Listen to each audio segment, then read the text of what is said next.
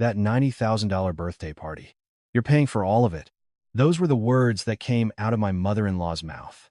The entire $90,000 cost for my father-in-law's 80th birthday celebration was to be shouldered by me, his daughter-in-law. It was a demand for me to drain my own savings, to fund a lavish trip for 32 relatives, complete with luxury villas in Maui, first-class airline tickets, and rounds at a VIP-only golf course. Your family is blue-collar, so you should be the one to pay up, now that you're earning good money. It was the same insult I'd been hearing since my wedding day 20 years ago. The same mouth that had publicly shamed my family in front of all our guests for being renters from the wrong side of the tracks. When I cautiously suggested we discuss sharing the costs, the entire family rose up against me. In a single day, exactly 99 calls were logged on my phone. A daughter-in-law has to do her part. Uncles, aunts, even my mother-in-law's friends whom I'd never met. I decided I couldn't take it anymore. At 4 a.m., I sat down at my laptop and started clicking the cancel button. 32 first-class tickets, 8 luxury suites, all of it. The reservations were in my name, so I could do as I pleased. Was there a problem? My in-laws were thrown into chaos. But there was one thing they didn't know. The real truth about my family. A secret I had kept for 20 years. What on earth was about to happen? Saturday afternoon. Clara was resting on the living room sofa, her eyes lightly closed. As an accounting manager, the week had felt particularly long. It was the end of the fiscal quarter, and late nights were frequent. Just last night, she hadn't gotten home until after midnight. Her husband, Kevin, had left early for a golf game, and in the quiet house, Clara was finally enjoying a moment to herself. That's when her phone buzzed. A new message, in the family group chat from her mother-in-law, Eleanor. Clara casually opened the notification, and her eyes shot open. Eleanor's message wasn't short. In fact, long sentences filled the entire screen. The gist of it was this. Her father-in-law's 80th birthday was next month, and the whole family needed to gather for a grand celebration. The location was a top-tier luxury villa complex in Maui that she had already set her heart on, and the itinerary was for 4 days and 3 nights. She mentioned the expected guest list was 25 people, and that she had already reached out to the relatives. Clara frowned as she read the message. 4 days and 3 nights for 25 people. A top-tier luxury villa in Maui? How much would that even cost? A calculator automatically started running in her head, a habit from over 20 years in accounting. But the real problem came next. Eleanor's final sentence caught Clara's eye. Clara, you handle the bookings. You're an accountant, so you're good at this stuff. Clara stared at that sentence for a long time. You're good at this stuff. The phrase stung a raw nerve. She was being told to book flights, accommodations, meals, and transportation for 25 people, yet it was phrased as if it were a simple errand, all without a single word of prior consultation. Below the message, responses from other family members began to pop up. Kevin's sister, Megan, was the first to reply. Oh my God, Mom, that's amazing. Villas in Maui? I'm so excited. An uncle immediately sent a thumbs-up emoji, and an aunt praised her for planning such a wonderful tribute trip. Everyone seemed thrilled, but not a single person mentioned the cost. Clara quietly set her phone down. Her hands were trembling slightly. She wasn't sure if she was angry or just numb, or both. It had been 20 years since she got married. She met Kevin at 24 and married him at 25. For those 2 decades, Clara had managed every single event for her in-laws. Holiday dinners were naturally her responsibility. For her in-laws' birthdays, she always handled the gifts and dinner reservations. She had run around like the mother of the bride at her sister-in-law Megan's wedding, and whenever there was a family event, a wedding, or a funeral, she was the one who showed up with a gift or a condolence check. But not once had she heard a thank you. Her mother-in-law believed it was all just the expected duty of a daughter-in-law. Clara got up from the sofa and walked to the window. The late autumn sunlight slanted through the glass. Staring into the light, she thought back 20 years. On her wedding day, her mother-in-law had said loudly in front of the guests, "Poor Kevin will have his work cut out for him. I hear the bride's family are just renters." The moment she heard it, Clara's face flushed with heat. In her wedding dress, in a room where she was supposed to be smiling, tears of humiliation welled in her eyes. But she held them back. She didn't want to embarrass her own father. That night, her father, who had sat silently at the head table all evening, called her over. In a quiet voice, he said just 2 things. "Clara, endure it. The time isn't right." Clara didn't fully understand what he meant. but his eyes were different from usual. They weren't filled with anger or sadness, but the look of someone waiting for something. Gazing out the window, Clara's expression slowly turned cold. She had endured for 20 years. Because I'm the daughter-in-law. For the kids. To save my husband's face. She had made countless excuses to soothe herself. It'll get better. Things will change over time. But nothing had changed. If anything, the demands had only grown larger. Clara picked up her phone again. But instead of the family group chat, she dialed another number. After 2 rings, the call connected. "Dad, it's me." A low voice answered. "Clara, what is it?" Clara bit her lip for a moment. Then she spoke slowly. "Dad, I think the time has come." There was a silence on the line. It wasn't long, but it held the weight of 20 years. Finally, her father spoke. "I understand. I have things prepared. Don't worry." The call ended. Clara held the phone to her chest and closed her eyes. A faint smile touched her lips. It was a cold, hard smile. Silence fell over the living room again. The late autumn sun continued its quiet vigil at the window. But, inside Clara, something had already begun to shift. The things she had suppressed for 20 years were slowly starting to rise. That evening, her husband Kevin returned. Hearing the front door open, Clara looked up from the kitchen. "Hey, did you see Mom's group text?" Kevin asked, loosening his tie. Clara answered calmly. "Yes, I saw. Villa's in Maui. I guess she wants to do something special for Dad's 80th. Kevin spoke as if it were no big deal. "Yeah, probably." Clara stared at her husband's face. Did he really not get it? Or was he pretending not to? "Who's making the reservations?" Clara asked. Kevin shrugged. "Mom asked you to do it. You're an accountant. You're good at that kind of thing." An accountant. There was that phrase again. Clara said nothing more. Instead, she thought to herself, "That's right. I'm an accountant. I'm good with numbers. My calculations are fast. And most importantly, I know how to keep records." Clara's eyes glinted coldly. This time, she wasn't going to endure it. 3 days passed since her mother-in-law's announcement. Clara still hadn't started making any reservations. It wasn't intentional. The quarterly closing at work was just around the corner, and she was swamped. And honestly, she felt overwhelmed, not knowing where to even begin. But on Tuesday evening, while checking her phone on the subway ride home, Clara froze in her tracks. The family group chat was filled with a message from her sister-in-law, Megan. Megan had sent a dazzling itinerary. It was a neatly organized table, packed with every single detail of the 4-day, 3-night schedule. Clara held onto the subway handle and read it, line by line. Day 1. Arrive at Kahului Airport, OGG. Transfer via 4 large rental SUVs. Lunch. Farm-to-table gourmet tasting menu. Afternoon. Check into villas, free time. Dinner. 5-star seafood restaurant. Full course. Day 2. Morning. Round of golf at an exclusive, members-only course. Lunch. Clubhouse restaurant. Prefix menu. Afternoon. Sightseeing. Evening. 80th birthday celebration dinner. Venue. Villa Complex's private banquet hall. Menu. A $200 per person catered formal dinner. Day 3. Brunch, followed by a coastal drive. Lunch. High-end Japanese restaurant. Afternoon. Shopping. Evening. BBQ party. Day 4. Breakfast. Checkout. Transfer to airport. Return home. Below the itinerary, the accommodation details were also listed.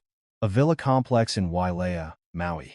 It was a place Clara had heard of, rumored to be a favorite vacation spot for celebrities. When she saw the room rate Megan had noted, Clara's breath caught in her throat. 1 suite, per night, $2,500. And the note said they needed to book 8 of them. Clara's fingers stopped on the screen. Wait, 8? At first, her mother-in-law had said 25 people. But 8 rooms meant the number was much larger now. Scrolling further down, she found the attendee list. Clara counted the names one by one.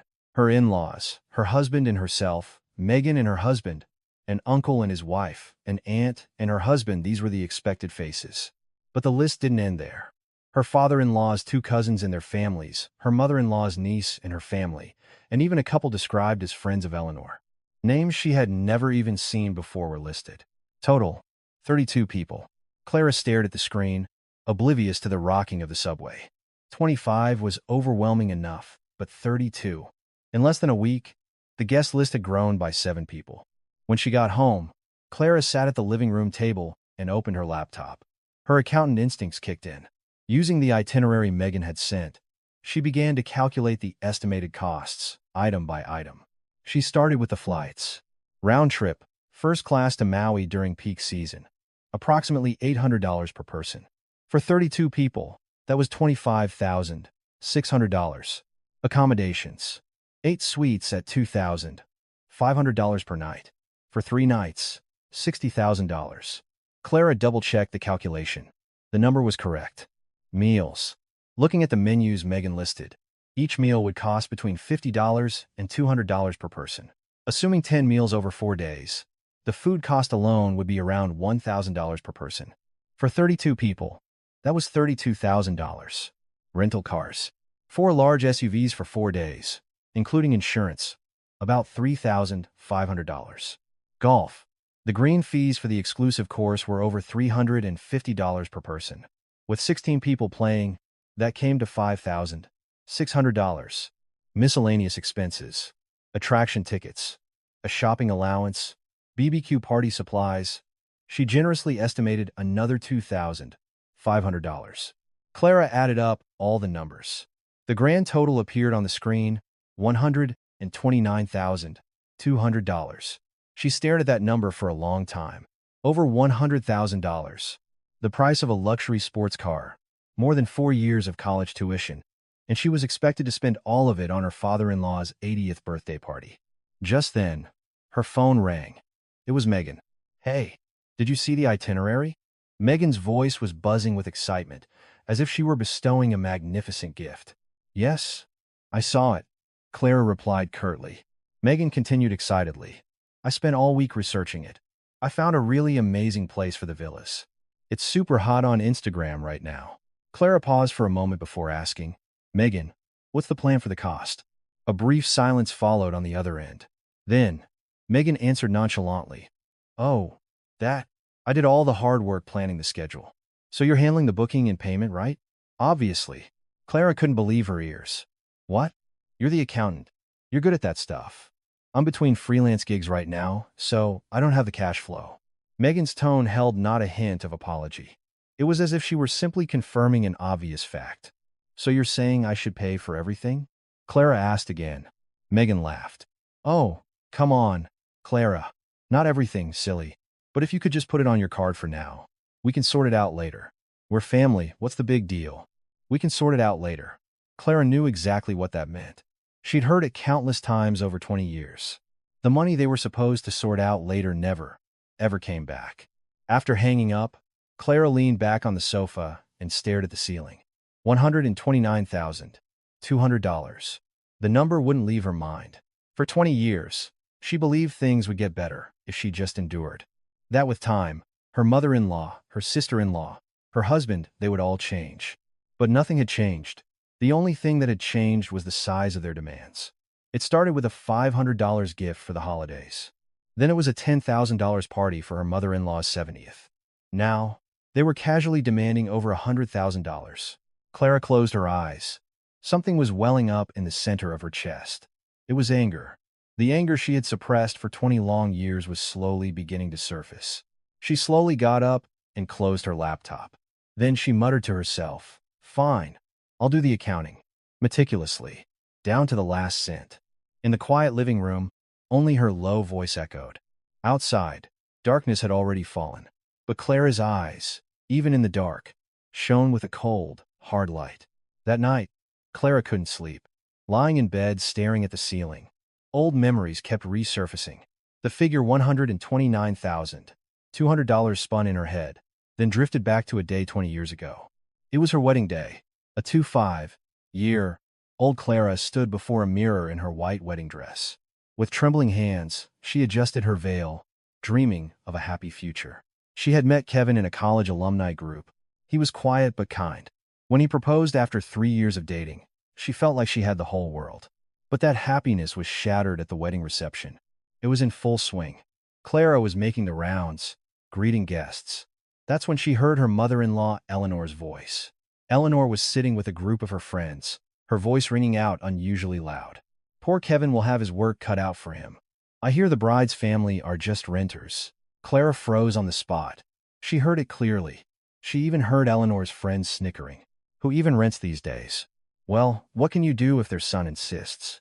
Is the bride at least pretty? She's so-so. Clara's face burned. Heat rose through her body under the wedding dress.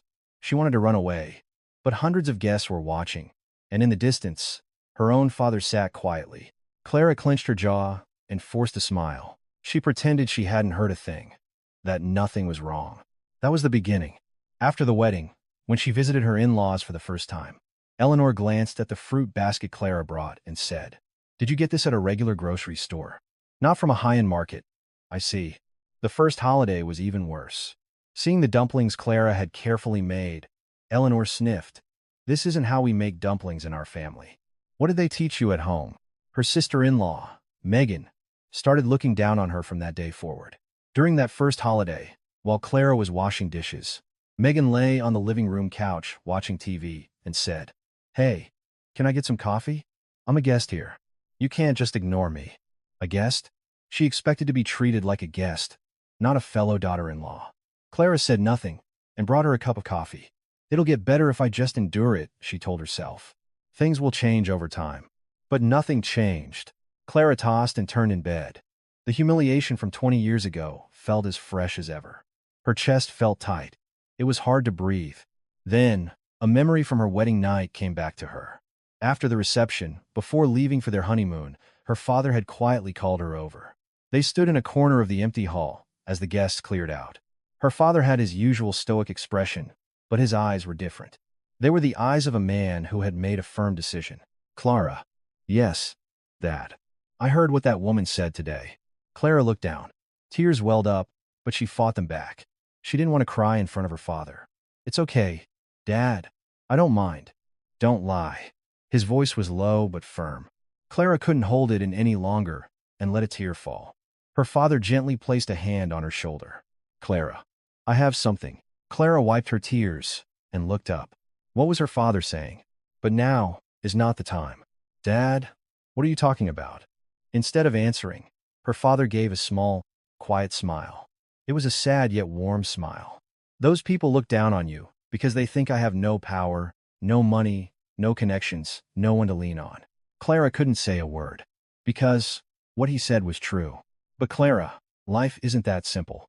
Her father looked directly into her eyes. "When they are on their knees, truly on their knees, that's when you show them." "I have something prepared." Clara didn't understand what he meant. "What do you have prepared?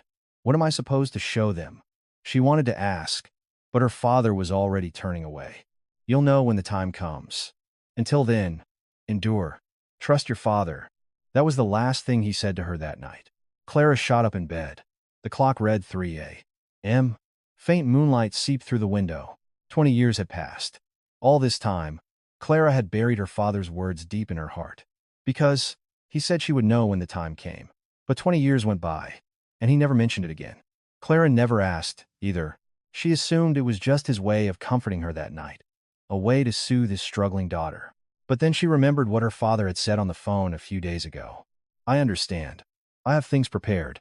Don't worry." It was the same phrase from 20 years ago. "I have things prepared." What if it wasn't just words of comfort? What if her father had really prepared something? Clara walked to the window. Staring at the moonlight, she was lost in thought. Her father, Walter Davis. He had lived his whole life as a quiet man. He ran a small hardware store before retiring and was now living a quiet life in the countryside. He wasn't rich, but he had always been a silent protector of his family. A man like that had been preparing something for 20 years? Clara shook her head. She didn't know yet. But one thing was certain. This time, she wasn't going to endure. The accumulated humiliation and anger of 20 years were hardening into a solid core in her chest. She no longer wanted to be the good daughter-in-law. She no longer wanted to be dragged around by their demands. Clara whispered quietly, "Dad, I think the time has come. I don't know what you prepared, but I'm getting ready, too." In the pre-dawn darkness, Clara's eyes gleamed coldly. They were not the eyes of a daughter-in-law who had lived in submission for 20 years. They were the eyes of someone who had made a decision. A cool breeze blew from outside. It was a chilly wind, but it seemed to clear Clara's mind. The long, long winter was ending. Spring would be here soon. She agonized for days. How should she bring it up? What words should she use? At work, at home, it was all Clara could think about. The number $129,200 haunted her. Finally, on Friday evening, Clara made up her mind. She couldn't put it off any longer. A week had passed since Megan sent the itinerary, and the family assumed she was dutifully making all the reservations. Clara sat on the living room sofa, phone in hand. She opened the family group chat and stared at the screen for a long time. Her fingers trembled. Her heart pounded. But she couldn't just silently shoulder a bill of over $100,000. Slowly, she typed out a message, as cautiously, as politely as she could. Eleanor. Robert. I was preparing for Dad's 80th birthday party and calculated the costs. Including flights, accommodations, meals, rental cars, and golf, the total comes to over $120,000. I think we need to decide how we're going to split the cost. Would it be possible for us to all get together and discuss it? After sending the message, Clara placed her phone on the table. Her palms were sweaty. She took a deep breath. It's okay. You said something perfectly reasonable. It's over $100,000. Of course, we need to discuss how to pay for it. But the reaction was far beyond what she had anticipated. Less than 5 minutes later, her mother-in-law called. Clara hesitated for a moment before answering. Hello, Eleanor. Her mother-in-law's voice poured out of the phone. It was cold and sharp. Clara, what was that you just posted in the group chat? Oh, you mean about the cost? I ran the numbers, and the total is quite high, so are you asking me for money right now? Clara was momentarily speechless. Eleanor's voice was filled with rage. Eleanor, that's not what I meant. Split what? It's for your father-in-law's 80th birthday, a man who has worked hard his whole life, and his daughter-in-law is whining about money? Her mother-in-law's voice grew louder and louder. Clara had to hold the phone slightly away from her ear. Other people buy their in-laws luxury cars and send them on world tours for their 60th birthdays. And my daughter-in-law is nickel and diming an 80th birthday party. Eleanor, I'm not saying I won't pay. It's just that the amount is over $120,000. That's the same thing. What's so big about $120,000? How much do you even make? Clara bit her lip hard, swallowing the words that were rising in her throat. Eleanor didn't stop. You know what I told Kevin? I said she'd be sensitive about money because of the way her family is. I thought she'd grow out of it over time. But after 20 years, she's still the same. Exactly the same. Those words stabbed her like a dagger. Because of the way her family is. The same words she heard on her wedding day. Renters from the wrong side of the tracks. Poor Kevin will have his work cut out for him. The same wave of humiliation washed over her. Eleanor, that's enough. I don't want to talk about it anymore. Go ask your father-in-law yourself. The line went dead. Clara stared at the dark screen for a long time. Her hands were shaking. Then the phone rang again. This time, it was her father-in-law. With a trembling hand, she answered. Robert. Her father-in-law's voice was lower than his wife's, but just as cold. Clara, I just heard from your mother. Yes, Robert, what I wanted to say was, as a daughter-in-law, you can't even handle that much? Clara was at a loss for words. Her father-in-law continued. I've lived 80 years. I worked my whole life for this family, raised my children, and even in retirement, I've lived quietly, giving my grandkids pocket money. Now, for my 80th birthday, is it so hard for the family to get together and celebrate once? Robert, I'm not saying I don't want to celebrate. It's just the cost. The cost. If you can't even afford that, what kind of daughter-in-law are you? Is that what your father taught you? There it was again. Her family. Clara squeezed her eyes shut. She gritted her teeth, but she couldn't talk back. Her father-in-law was usually a man of few words.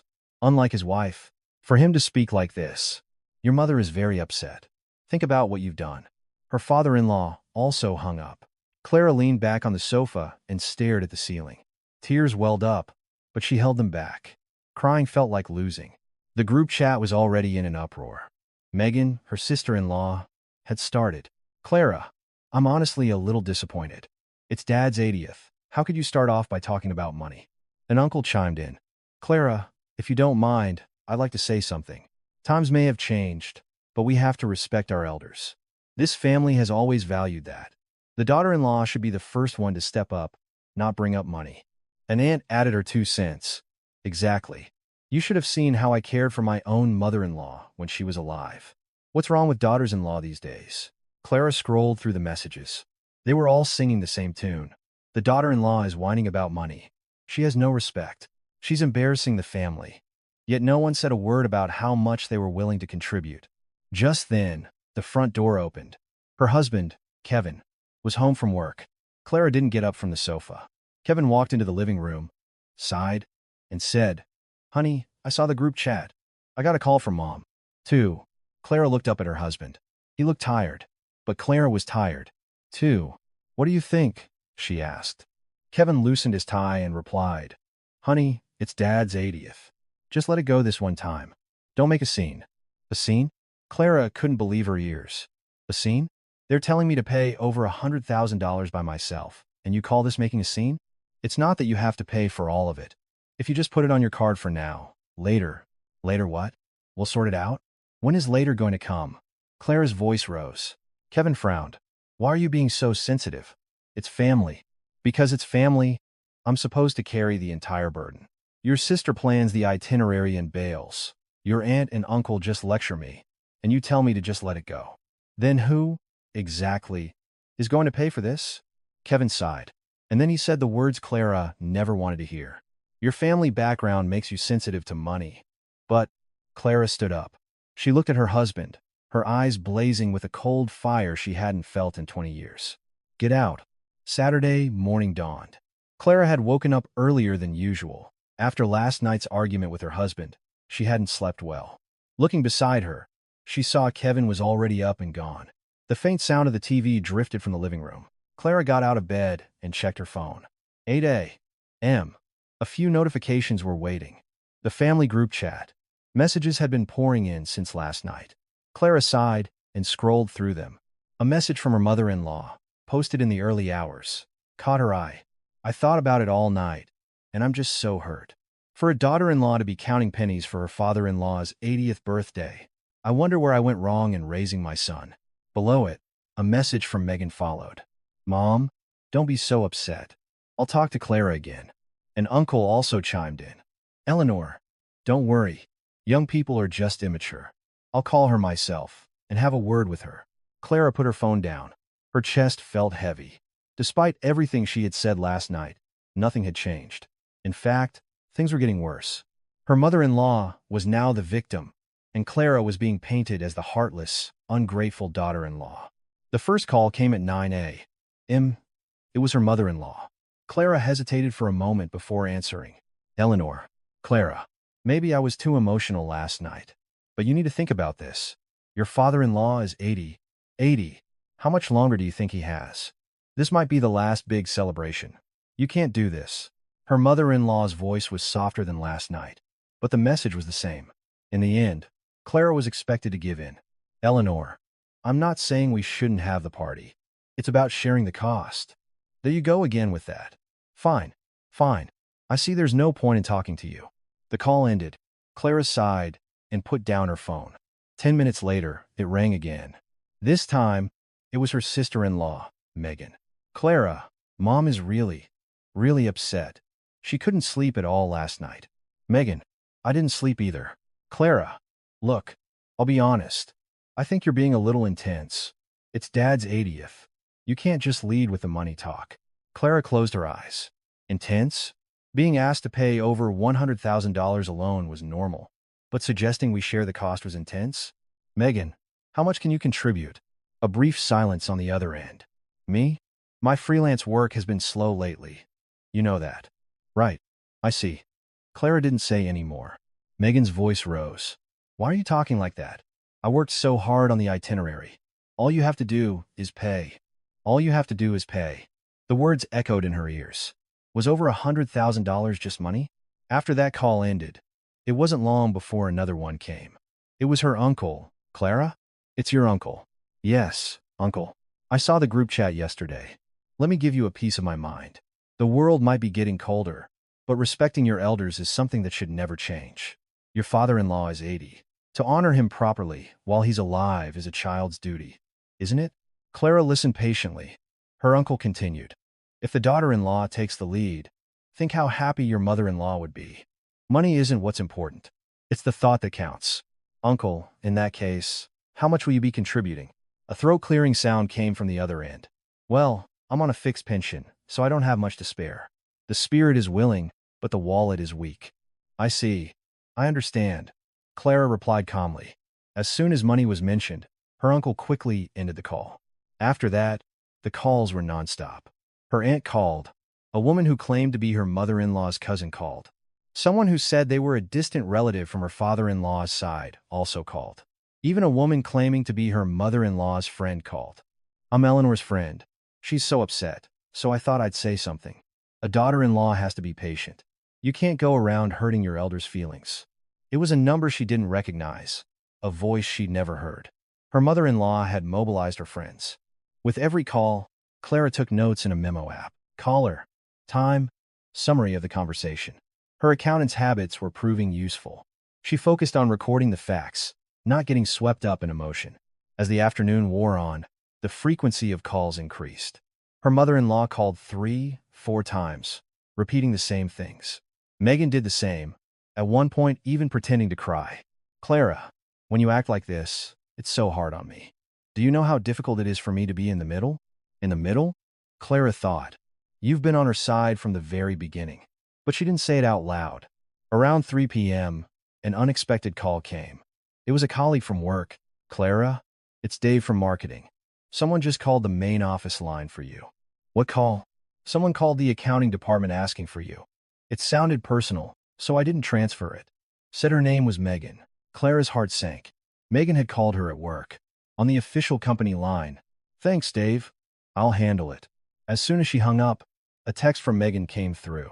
Clara, why aren't you answering your phone? I even called your office, and they wouldn't put me through. Oh, by the way, I already told all the relatives that you agreed to pay for everything, just so things don't get awkward. Clara read the message 3 times. That I agreed to pay for everything? When? Who said that? Her hands trembled with rage. But Clara took a deep breath. She couldn't react emotionally. Instead, she screenshotted the message and saved it. It was evidence. By evening, she tallied the calls. Her mother-in-law, 12 calls. Megan, 8 calls. Uncle, 6 calls. Aunt, 5 calls. The friend, 3 calls. All the other unknown numbers combined for over 40 more. She scrolled through her call log and added them up. Exactly 99 calls. On her one day off, a Saturday she had planned to spend resting at home, she had received 99 phone calls. Her husband, Kevin, had said nothing all day. He just sat in the living room, watching TV. He must have seen how distressed she was, fielding call after call, but he never once stepped in. He never once said, Mom, that's enough. Stop calling her. He didn't even do that much. At 10 p.m., Clara sat at her desk in the bedroom and opened her laptop. She began to organize everything she had recorded that day. Screenshots of her call log. 9 calls. Screenshots of her mother-in-law's group chat messages. Screenshots of Megan's private messages. She highlighted one message in particular. The one where Megan claimed she had already told the relatives that Clara would be paying for everything. Clara created a new folder and saved all the files.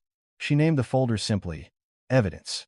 You have to keep a record, Clara muttered to herself. Fighting with emotion would only lead to defeat. They had loud voices and they had numbers. 99 phone calls proved that. But Clara had records. Date, time, caller, content. She had proof of who said what. One day, these records would be necessary. On her laptop screen was a neatly organized folder. Looking at it, Clara allowed a small smile to form. It was a cold, hard smile. 99 calls. You all worked so hard. Outside, the darkness was thick. The long, long day was ending. But for Clara, this day wasn't the end. It was the beginning. The beginning of her sharpening the blade of her revenge. A week passed. Since that Saturday of 99 phone calls, Clara acted like a different person. On the surface, nothing had changed. She went to work as usual, did her chores as usual, and had dinner with her husband as usual. But inside, she was completely different. Every night, Clara sat at her desk and organized her records. The evidence folder on her laptop grew thicker by the day.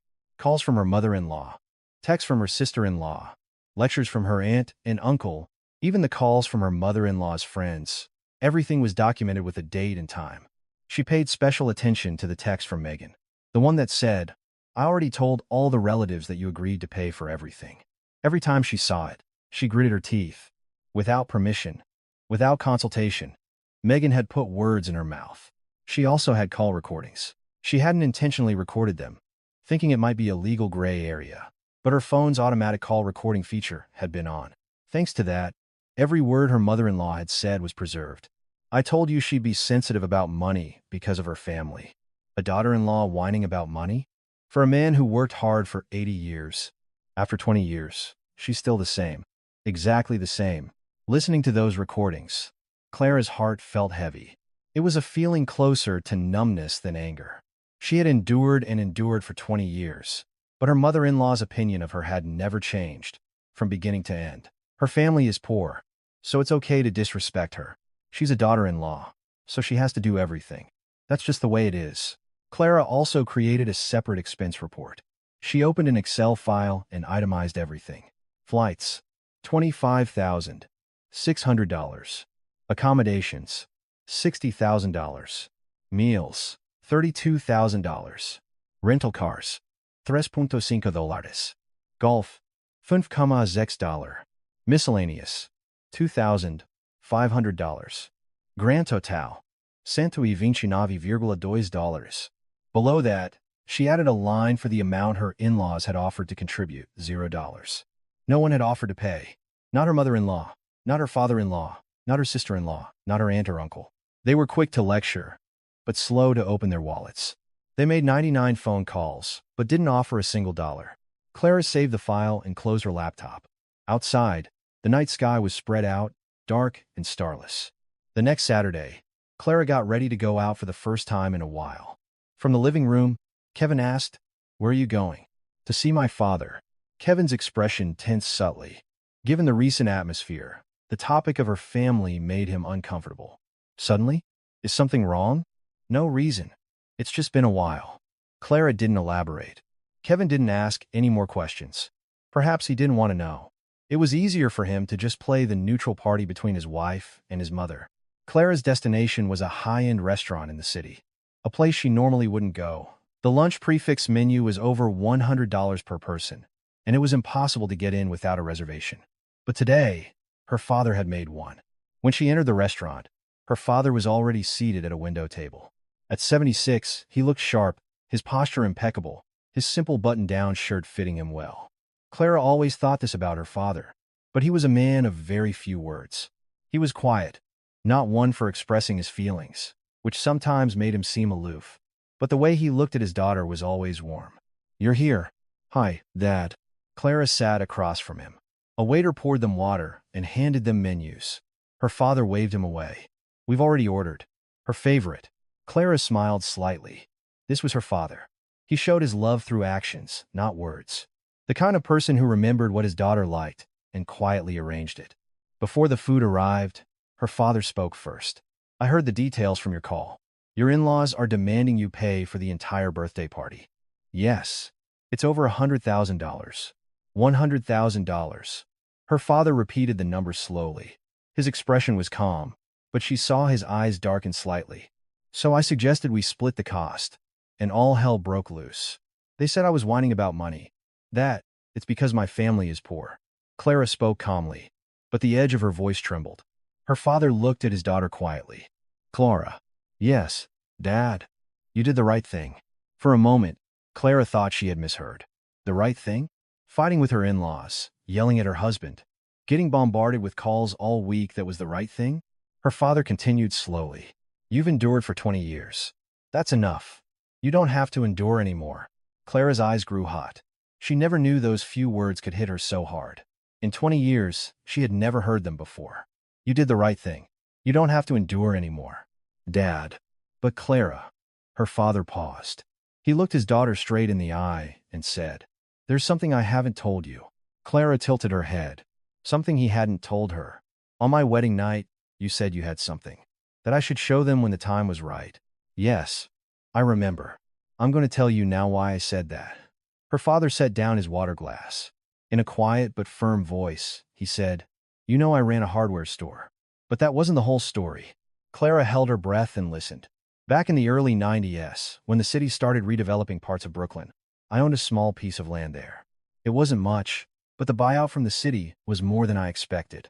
I started investing that money, a little at a time. Investing? Real estate.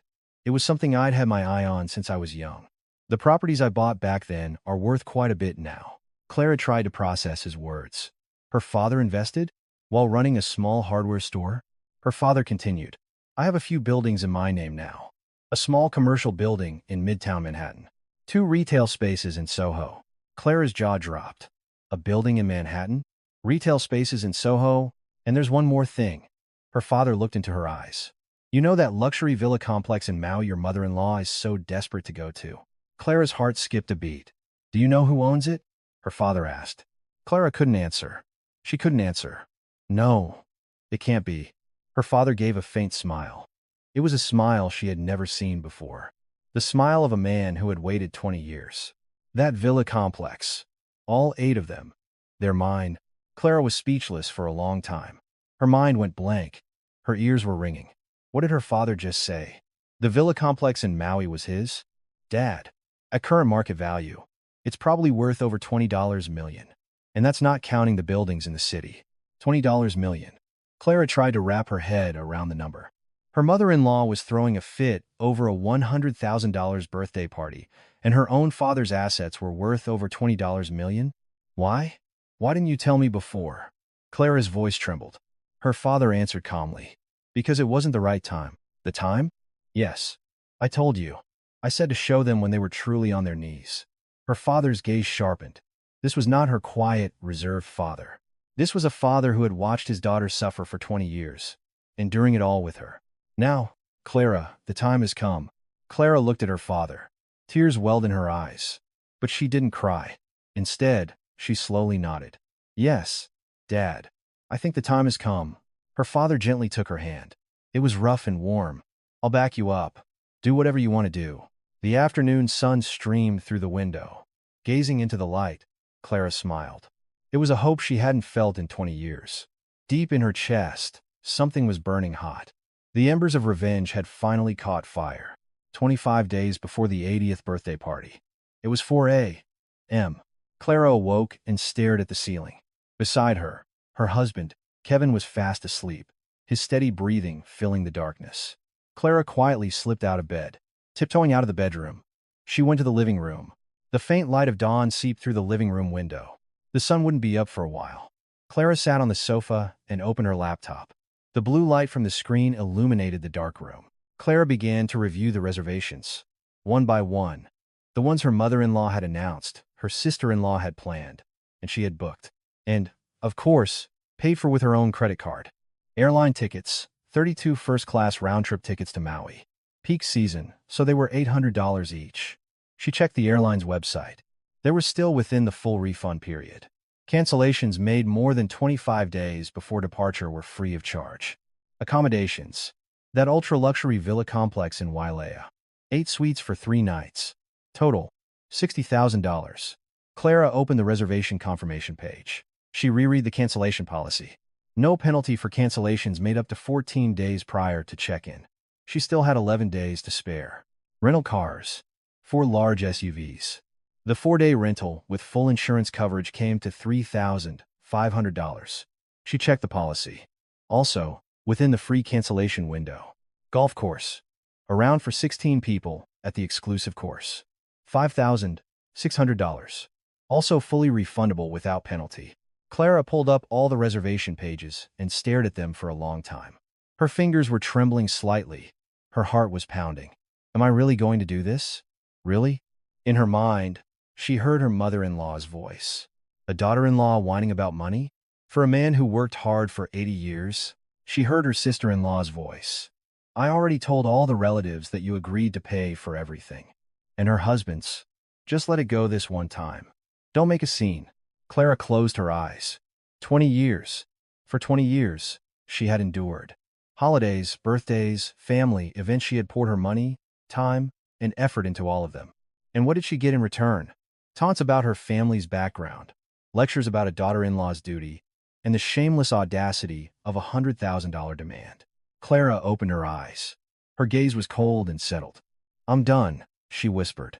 "If you want your party, you can pay for it yourselves." Her fingers moved over the keyboard. First, the airline reservation page. The cancel reservation button was in the middle of the screen. Clara stared at it for a moment. Once she clicked it, there was no going back. Clara took a deep breath, and she clicked the button.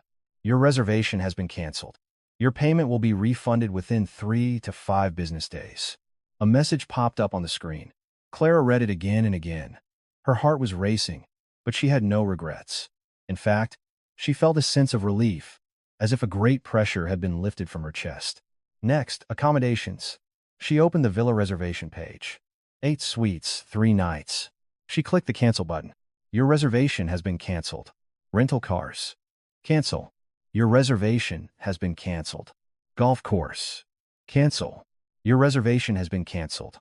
For clicks. With just 4 clicks, over $100,000 in reservations vanished. Clara stared at the screen, sitting perfectly still for a long time. Her hands were no longer shaking. She felt a surprising sense of calm. Outside, the sky was growing lighter. Dawn was breaking.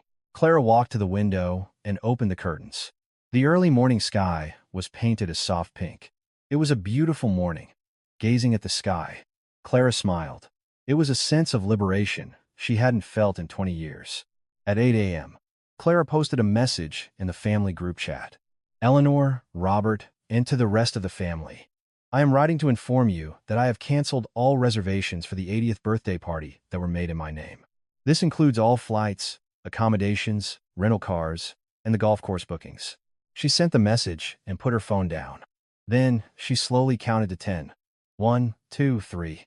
Before she even reached 7, the group chat exploded. Her mother-in-law was the first to react. "What? What did you just say?" Megan immediately followed. "Clara, are you joking? You didn't really cancel, right?" An uncle chimed in. "Clara, what is the meaning of this? Why all of a sudden? An aunt too. Oh my goodness, what do we do? I was just trying to decide what to wear next week." Clara's phone began to buzz incessantly. Notifications poured in like a waterfall, but Clara just watched the screen calmly. It was the reaction she had expected. A call came from her mother-in-law. Clara hesitated for a moment before answering. "Hello, Eleanor." "Clara, explain yourself right now. What is the meaning of this?" Her mother-in-law's voice was practically a shriek. Clara answered quietly. "It's just as I said. I canceled the reservations." "Canceled what? What about all that money?" "It was all charged to my credit card, so it will be refunded to my account." "What?" Her mother-in-law was speechless. Clara continued in a calm, even tone. "Eleanor, the reservations were in my name, and I paid for them with my card. There's no problem with me canceling them, is there?" "No problem? The party is just around the corner, and you've canceled everything, and you say there's no problem? If you want to have a party, you can. It's just that someone else will have to make the reservations this time." On the other end, her mother-in-law's breathing was ragged. She sounded like she was choking with rage. "Are you talking back to me right now?" "I'm not talking back. I'm stating the facts." Clara's voice remained steady to the end. She wasn't trembling anymore. She wasn't afraid anymore. "Eleanor, for 20 years, I've poured my time, money, and effort into every family event. But not once have I heard a thank you. Instead, I was looked down on because of my family and lectured about my duty. For this party, when you demanded over $100,000, I suggested we share the cost. And you accused me of whining about money, saying it was because of my family. I even received 99 phone calls." Her mother-in-law was silent. Clara spoke her final words. "Eleanor, the people who want the party can have it. I am no longer providing my services for free." Clara hung up. Her hand was shaking slightly, but her heart felt light. She had finally said the words that had been stuck in her throat for 20 years. Just then, the bedroom door opened, and her husband, Kevin, came out. He looked like he had just woken up, but his eyes were wide with alarm. "Honey, was that Mom on the phone? What's going on? Check the group chat." Kevin pulled out his phone and checked the chat. As he read the messages, his face hardened. "Honey, is this for real? You canceled everything?" "Yes." "Why? Why would you suddenly do this?" Clara looked at her husband. Her gaze was steady. It wasn't sudden. It was 20 years in the making. "But still, you can't just do this. Think how shocked Mom must be. And what about you?" "What? Were you not shocked?" When they told me to pay over $100,000. When they said I was sensitive about money because of my family's background. Were you not shocked then?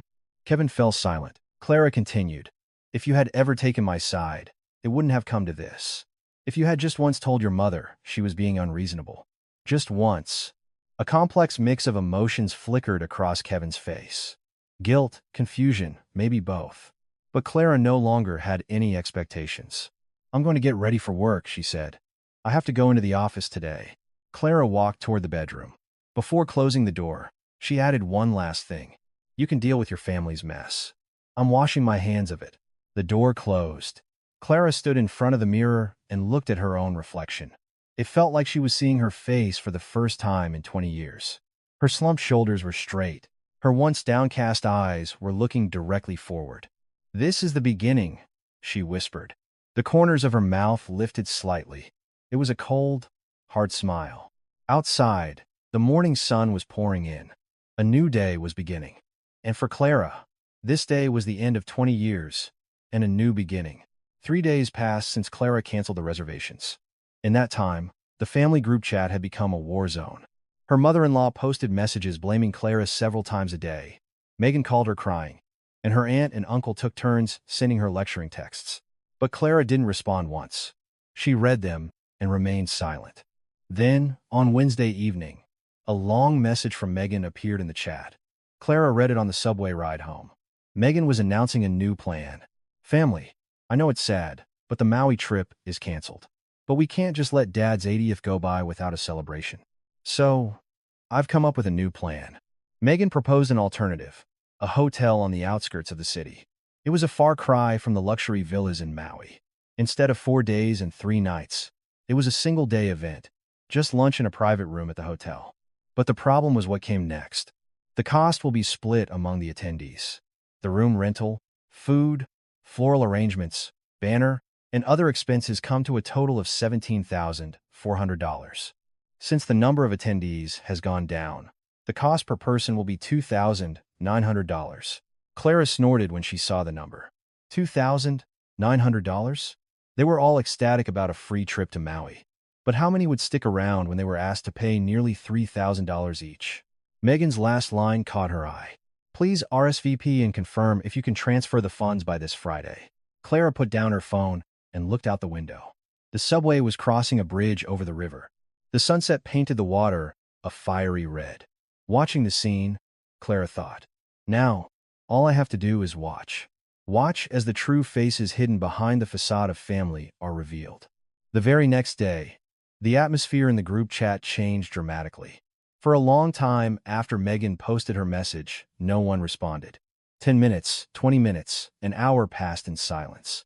It was a stark contrast to the flood of thumbs-up emojis that had appeared within minutes of the Maui announcement. The first person to back out was her mother-in-law's cousin. Megan, honey, I'm so sorry, but I have a doctor's appointment that day and won't be able to make it. Please give my regrets to your father. A doctor's appointment? This was the same woman who, just a month ago, was boasting about her perfect health when discussing the Maui trip. Next was her father-in-law's younger cousin. It's my cousin's 80th, and my heart will be there. But business has been slow lately. I'll send a gift separately. A gift? For an 80th birthday party. Clara had to laugh at the absurdity. The third, fourth, and fifth cancellations rolled in. Something suddenly came up at home. We have too many other events this month. Money is tight. My child is sick. I have to take him to the hospital. The excuses were varied, but the conclusion was the same. They didn't want to pay. Clara read the messages and updated her list. The initial 32 attendees had shrunk to 23 inches a single day. On the second day, it was 18. By the third day, it was 12. The most impressive response came from the woman who was her mother-in-law's friend. She was the one who had personally called Clara during the 9/9 call blitz to lecture her. A daughter-in-law has to be patient. You can't go around hurting your elders' feelings. But her message read, Eleanor, I'm so sorry, but I have a prior engagement that day. I'll meet up with you separately to celebrate later. A prior engagement? An engagement more important than her best friend's husband's 80th birthday party? Clara smirked at the message. The same people who were eager to attend a free luxury vacation suddenly had doctor's appointments, family emergencies, and prior engagements the moment a $2,900 price tag was attached. On Friday evening, Megan announced the final list. Final attendee count: 6 people. Dad, Mom, Kevin, me, Uncle, and Aunt. 6 people. It had gone from 32 to 6. 26 people had dropped out. The same people who had loudly preached about family, blood ties, and respecting elders had all vanished. A message from her mother-in-law appeared in the chat. "What is this? Only 6 people for his 80th birthday. Is this a family?" A long lament followed. "I've lived my whole life for this family. For 80 years, and only 6 people show up? Think how disappointed your father will be. And we all know whose fault this is." Clara read the message and shook her head. Her mother-in-law would never admit her own fault. The fact that the relatives dropped out, that the party was downsized, it would all be blamed on the daughter-in-law. Megan chimed in. "If you had just paid for it from the beginning, Clara, it wouldn't have come to this. Think how embarrassed Mom and Dad are because of you." Clara read the message and still didn't respond. Instead, she screenshotted it and saved it to her evidence folder. These people would never change. They would never consider their own refusal to pay. They would only blame others. That night, her husband Kevin was slumped on the living room sofa. He had been quiet since he got home from work. Clara brought him a glass of water. "What are you thinking about?" Kevin sighed. "Mom called. She cried for an hour." "I see," she said. "Only 6 people for Dad's 80th. What's the point of living? I'd rather be dead." Clara said nothing. Kevin looked up at his wife. "Honey, did it have to be this way? I feel so bad for Mom." Clara looked her husband straight in the eye. "Then you should pay for it." "What? If you feel so bad for her, you pay for the party. You have savings. Why don't you pay?" Kevin fell silent. Clara continued. "Your uncle isn't paying. Your aunt isn't paying. And all the other relatives ran away. Out of 32 people, how many offered to pay?" Kevin couldn't answer. Clara stated calmly. 6. But even those 6 haven't paid. They just didn't back out. Do you know how many people have actually transferred the $2,900? Kevin shook his head. 0. No one has paid. They'll lecture you about a daughter-in-law's duty, but they won't part with a single dollar themselves. Kevin's face twisted in a complex expression. Clara said one last thing. "The reason your mother is pitiful is not because of me. It's because of a family that showed its true colors when faced with a bill. And that family includes you." Clara stood up. Kevin sat with his head bowed. "I'm going to bed. I'm tired." As she walked to the bedroom, Clara thought, so, this is what family is. 32 people were ready for a free vacation, but 26 of them vanished when asked to pay $2,900, all with flimsy excuses. Lying in bed, she stared at the ceiling. A mix of bitterness and satisfaction washed over her. Bitter, because she had seen the ugly truth about her family. Satisfied, because that ugly truth was now out in the open. The large, proud family her mother-in-law always boasted about. The family dignity she held so dear it had all crumbled in the face of a $2,900 bill. Clara closed her eyes. The party was 2 weeks away. She could already picture the scene. An empty private room with only 6 people sitting around a table. The look on her mother-in-law's face, on Megan's, on her aunts and uncles. A faint smile touched Clara's lips. But it wasn't over yet. The real twist would be revealed on the day of the party, with her father by her side. "Just wait a little longer, Eleanor," Clara muttered. "I'll be there to congratulate him in person." Outside, the night sky was dark. The stars and moon were faint, but Clara's eyes shone brightly in the darkness. The day of the 80th birthday party arrived. It was held at a local restaurant, not the luxury villas in Maui, not even the hotel banquet hall from the second plan. In the end, the venue had changed again due to budget issues. Even the cost of a private room at a hotel was too much, so they had settled for a private dining room at a mid-range restaurant. At noon, the door to the private room opened. Inside, a single large table sat forlornly. It could have seated 12, but only 6 people were there. Her father-in-law, Robert, her mother-in-law, Eleanor, her husband, Kevin, her sister-in-law, Megan, and her uncle and aunt. That was it. The table was set with some basic dishes: soup, a salad, some roasted chicken. But the atmosphere felt more like a funeral than a celebration. No one was talking. No one had even picked up their silverware. Eleanor was the first to speak, her voice trembling. "What is this? He worked hard for 80 years. And this is all he gets? 6 people? No one answered. Robert, her father-in-law, kept his head down, staring at the table. The aunt and uncle just exchanged nervous glances. Megan fiddled with her phone, and Kevin stared blankly out the window. Eleanor lamented again. 32 people were supposed to come. Where did they all go? They call themselves family. They talk about respecting their elders. Where did they all go? The uncle cleared his throat. Eleanor, let's just be glad we could gather like this. It's not easy for families to get together these days. This is getting together? Eleanor's voice rose, her eyes turning red. What did I do so wrong? I took care of my in-laws. I supported my husband. I raised my children. I lived my whole life that way. And for his 80th birthday, only 6 people show up? The aunt spoke cautiously. Sister, at least he's healthy at 80. The number of people isn't what's important. The number isn't important? Then what is? Eleanor shouted. A heavy silence fell over the room. It was so quiet you couldn't even hear anyone breathing. It was in that moment that the door to the room opened. Everyone's eyes turned toward it, and they all froze when they saw who was standing there. It was Clara, the same Clara who had said she wasn't coming. She stood there in an elegant beige dress, her expression serene. But it was the person standing behind her that made their eyes widen even more. It was a gentleman in his mid-70s.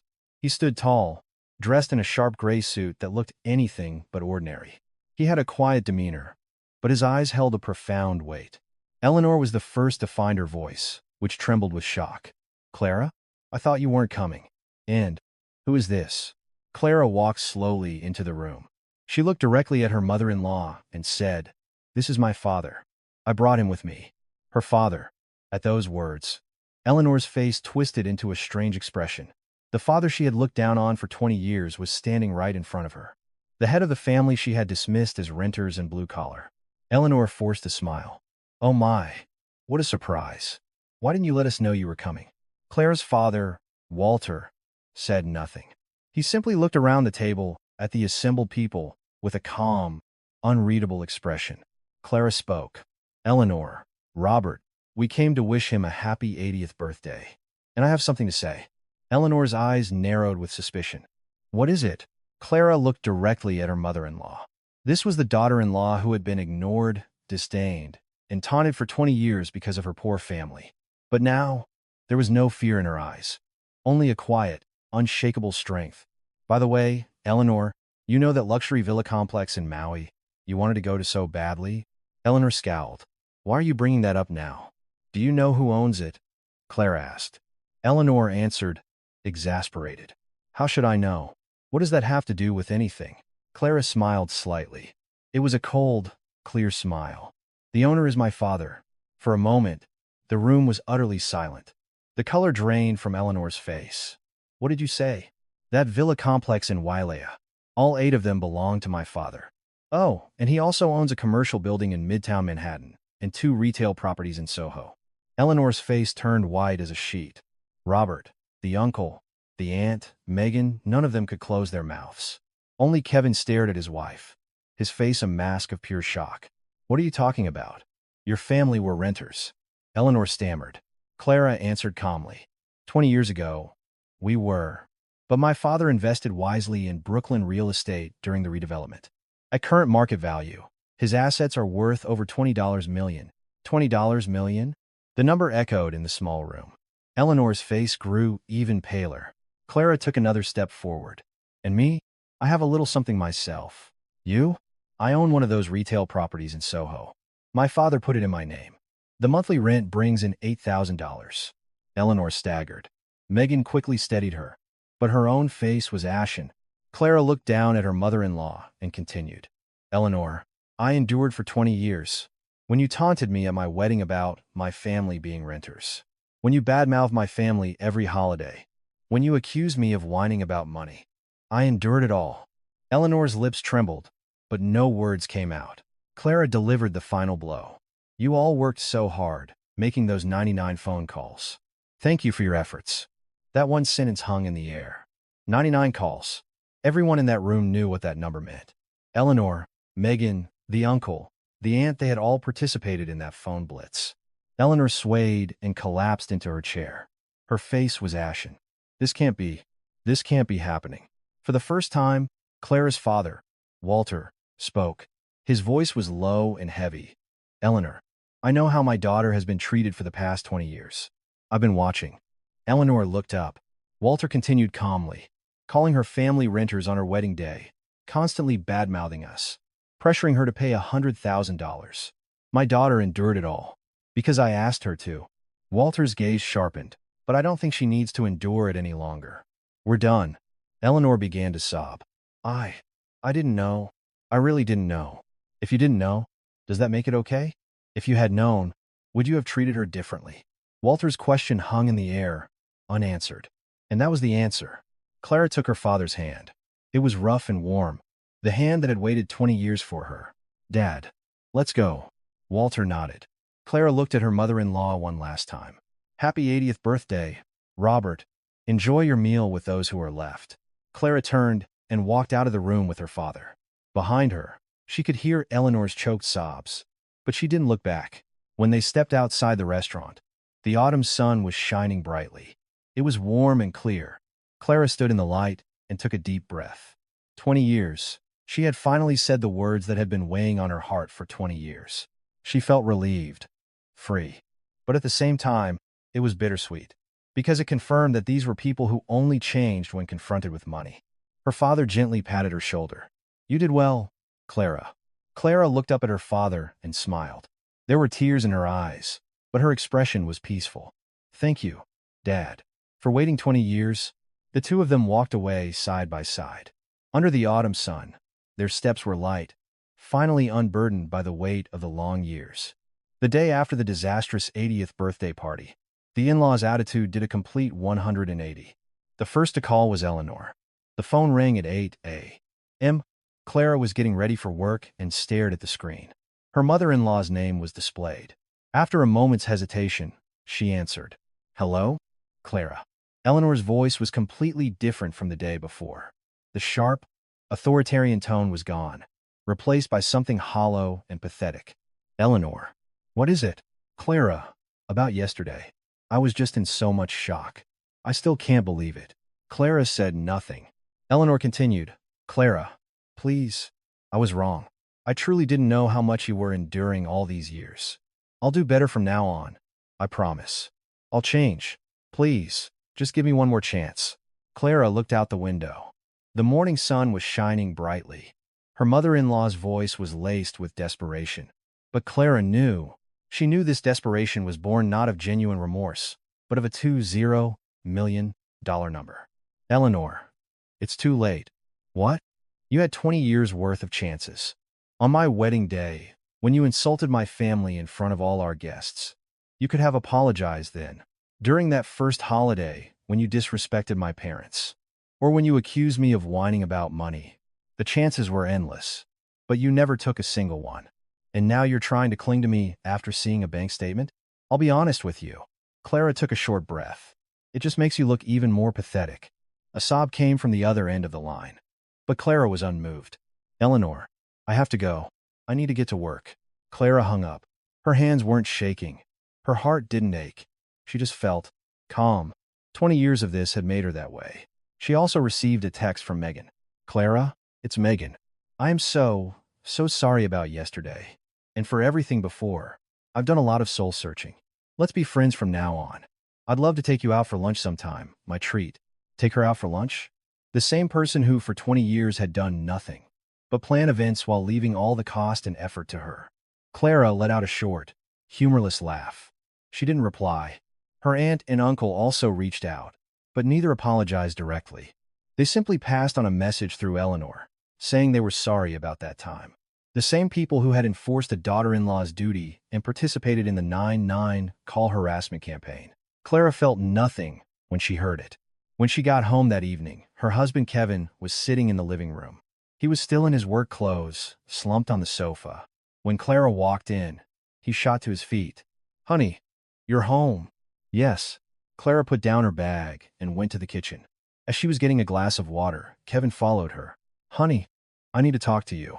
Clara held her water glass and looked at her husband. His face was a jumble of emotions. Guilt, shock, and the look of someone who had made a decision. Go ahead. Suddenly, Kevin dropped to his knees. Clara's eyes widened slightly. Kevin, what are you doing? Get up. No, let me say this from here. Kevin kept his head down, his voice trembling. I'm sorry. I was a coward. Clara said nothing. Kevin continued. For 20 years, I knew how hard it was for you, but I pretended not to. I was too busy managing my mother, too scared to get involved in anything difficult. I thought if you just endured it, everything would be fine. You're right. That's what you thought. Yesterday, hearing what you said to my mother, hearing what your father said, it finally knocked some sense into me. I realized what a pathetic husband I've been. Kevin looked up at his wife, his eyes red. Give me a chance to start over. Please. Clara looked down at her husband for a long time. The man she had spent 20 years with. There had been good times and bad times. But during the bad times, he had always run away. He never took his mother's side or his wife's side. He just hovered in the middle, trying to keep the peace. But now, this man was on his knees. He was admitting he had been a coward. Clara couldn't be entirely sure if he was sincere. But one thing was certain. Get up. Kevin slowly got to his feet. Clara said calmly, I'll give you a chance. A flicker of hope crossed Kevin's face. But Clara held up a hand to stop him. But there are conditions. Conditions? Anything. Clara looked her husband straight in the eye. First, from now on, you will attend all your family's events by yourself. Holidays, birthdays, funerals, everything. I'm not going anymore. Kevin's expression tightened, but he quickly nodded. Okay. Second, any money that goes to your family comes out of your personal spending money. Not a single cent from my salary. Okay, I can do that. Third, Clara took a step closer. She looked up at her husband's face. No matter what your mother says to me, no matter what your sister says, you are on my side. No more fence sitting, no more running away. You will clearly and definitively take my side. If you can't do that, tell me now. Kevin bit his lip. Then he slowly answered. I'll do it. I promise. Clara stared at him for a long moment, then nodded. All right, we'll see. She turned and headed for the bedroom. She stopped at the door and said one last thing. Oh, and one more thing. What is it? Clara smiled faintly. It was a light, easy smile, the first one in 20 years. My free services as the family doormat have been officially terminated. I quit. Kevin stared blankly at his wife. Clara left him with that expression and closed the bedroom door. A few days later, on a Sunday afternoon, Clara was sitting in a quiet cafe in the city. She sat at a window seat, sipping a warm coffee and watching the world go by. It was a gentle autumn afternoon. Across from her sat her father, Walter. He was drinking coffee, too. There was a comfortable silence between them, the kind that can only be shared by people who have known each other for a long, long time. Clara spoke first. Dad, I finally feel like a weight has been lifted off my shoulders. Walter looked at his daughter. A faint smile touched his reserved face. Good. You've been through a lot. I only got through it because you were waiting for me. For 20 years, I didn't do anything. You did it all yourself. Clara shook her head. No. If you hadn't said what you did back then, I would have given up long ago. Show them when the time comes. Endure until then. Those words were my anchor. Walter set down his coffee cup. His rough, warm hand rested on the table. Clara. Yes, that. You did good, kid. At those words, Clara's eyes grew hot. It was what she had wanted to hear for 20 years. You did a good job. You've been through a lot. Words she had never once heard from her in-laws. From now on, live your own life. Don't worry about what others think. Don't endure. Do what you want to do. Clara wiped a tear from her eye and smiled. Yes, Dad, I will. Outside the window, the autumn sun was pouring in. Leaves scattered in the wind, and people strolled leisurely down the street. It was a peaceful Sunday afternoon.